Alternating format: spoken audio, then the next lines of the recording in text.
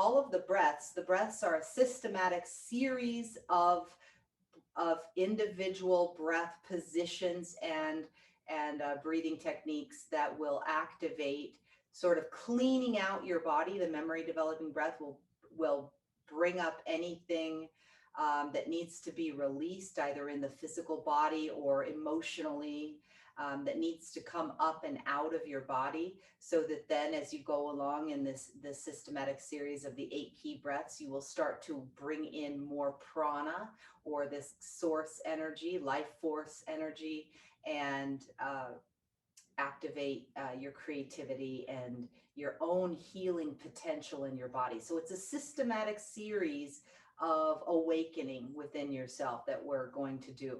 And more is not always better. I would exercise caution when doing breath work because it's extremely powerful. Most people aren't in the habit of breathing as deeply as we're going to do when we do these breaths. So I would say if you're just beginning, start with the first breath and practice that for a week and see how that manifests in your body. Then go on to the next for the next week and work yourself through the breaths slowly. And then you can do them all in a row after that. But take your time. There's no rush. It's a lifelong process of spiritual unfoldment that we're doing.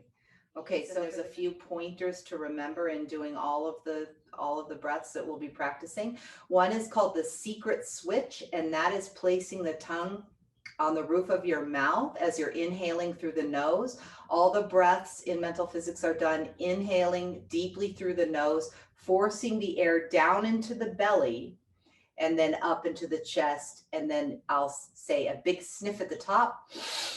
And so you're going to fill your lungs as full as possible with every single breath and hold that breath. And then the exhale looks like this.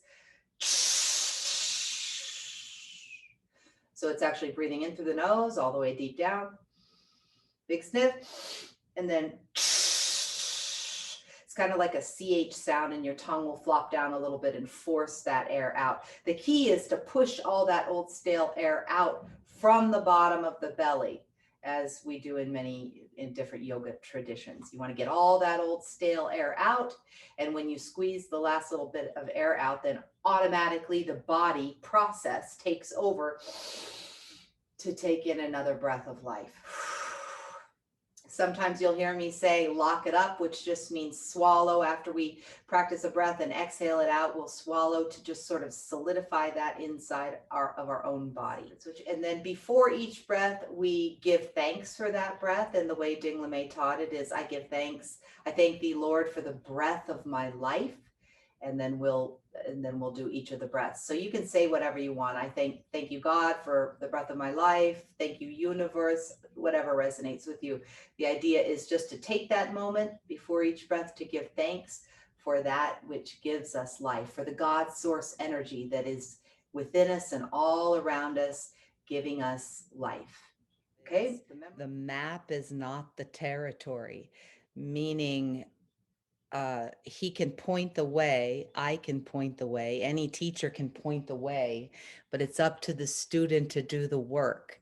And practice is where you'll have a lot of your awakenings, is by practicing the breath work inside your own body.